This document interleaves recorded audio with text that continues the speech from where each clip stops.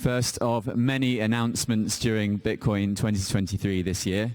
Now, who in the world is familiar, or who in this room rather, is familiar with the Danube River? Danube River, yeah, a couple of Europeans in the house. Big old river, runs across Eastern Europe. Who's familiar with a small patch of land that's on the Danube River? You probably know where this is going, right? Yeah? Okay.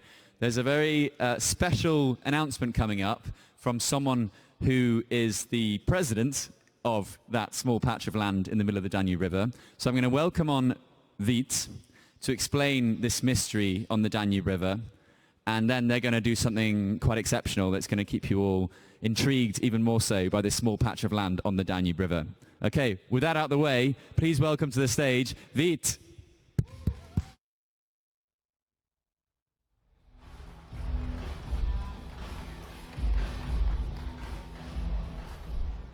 Hey, Miami, it's really great to be here. It's amazing spirit of this whole conference. I always dreamed of, also one day coming to this great event which puts all these great Bitcoiners together.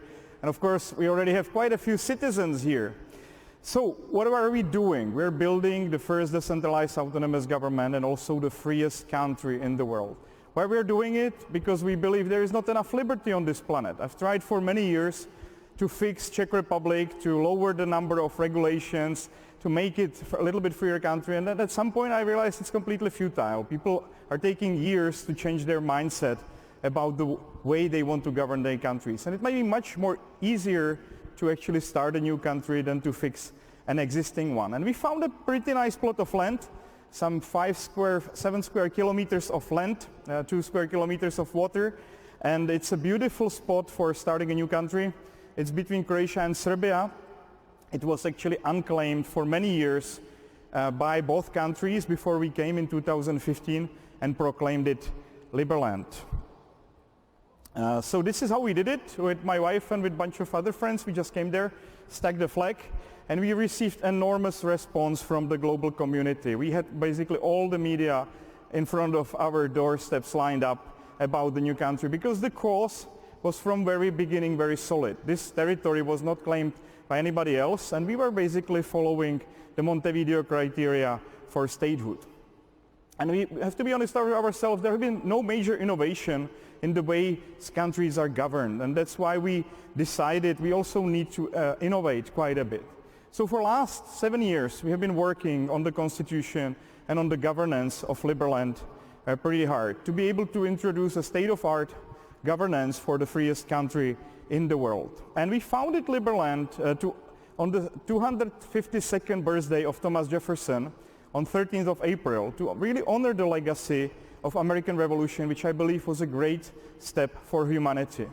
But really, since that time, there has been very little innovation, and that's why we are building this. We really believe that in order to step forward in building the civilization, we need to make some improvements. And you can see that the countries are failing in many aspects, that the reasonable growth of a country should be 10%, not 2 or 3 or 5%.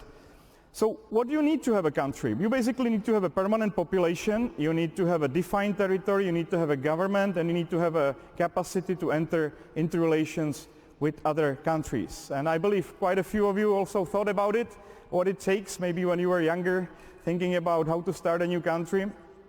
We are actually doing it. There is a nice article by Chicago Journal of International Law that explains that we already follow this criteria. But let's quickly go through it. We actually have 700,000 people that signed up for citizenship of Liberland.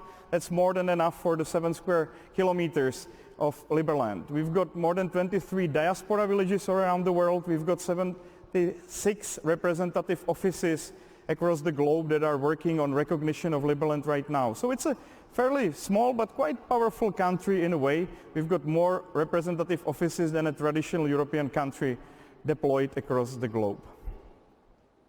We've got our diplomatic missions both in European Parliament as well as with US Congress. We're working hard on the recognition. For example, we just received partial recognition from Dominican Republic. That was very exciting. So we're working hard on getting Liberland recognized, and we're also working hard on an architectural vision for Liberland. And this vision was built by Zaharit Architects. They are one of the 1,000 architectural studios and architects that applied for citizenship of Liberland. I think they did a great job in portraying how the territory of Liberland could potentially be developed. We're having all of that actually in a metaverse, so you can already run through that even before it gets built. And we're already physically building right next to Liberland. This is the Ark village, 4 kilometers away from Liberland itself. If you're coming to visit, that's where we're making a lot of social events for locals as well as for Liberlanders. Actually, from next week on, every single month, there is a major cultural gathering which you can be part of, usually to support the settlement of Liberland itself. So this is from the Floating Man Festival that is happening in August. That's a major endeavor. And if you're asking, how can I live in Liberland? Yes, you can. You can just buy a houseboat, move it to the Liberland territory and live over there quite comfortably. That's what Liberlanders are doing now, and that's very exciting part of the story. We've got a lot of beautiful sandy beaches. The community is really great, so it would be lovely to have you there physically. But if you cannot make it to Liberland itself, you can still visit our representative office in Washington, D.C. We have a big opening on 23rd of May. It's going to be amazing because we've got already a couple congressmen and a couple ambassadors confirming that they're attending. So I believe it will be a major step for the recognition of Liberland itself by United States. So you're very welcome to join us on 23rd of May or the next week for the opening of this great building in Washington, D.C. And it's very easy to become citizen or e-resident. You just follow the steps on liberland.org, which will guide you. So if you like the idea, and you just are not sure maybe right now about it, just become a resident, test it out, try out what kind of community are you getting into, what kind of banking services you can use, what kind of businesses you can open. And I think this is the right first step. But if you're a little bit more serious about becoming a citizen of a freest country, it also takes just a couple more minutes and you can get the passport of Liberland. We actually, especially for this event, we made it very easy for you to follow the steps. So thank you very much. That's it from me for now. But thank you. And I've got one more thing to add. I've got these two wonderful gentlemen with me that are behind this great show. Here, Mike Germano and David Bailey. I would like them to come to the stage because I've got something very valuable for them. Guys, you're in a good company with other freedom lovers and freedom-oriented people. We've got people like Ron Paul that have this medal, or Daniel Hannan or Nigel Farage that are also carrying this medal. And of course, this is for your lifetime achievements, especially in the segment of promoting Bitcoin and financial freedom. So it's great to have you on board. Thank you. It's an honor to get this award from the First Nation on the Bitcoin standard. So thank you, Mr. President. Thank you very much. And of course, I didn't mention that properly. Of course, we are fully in Bitcoin since 2015, long before El Salvador was.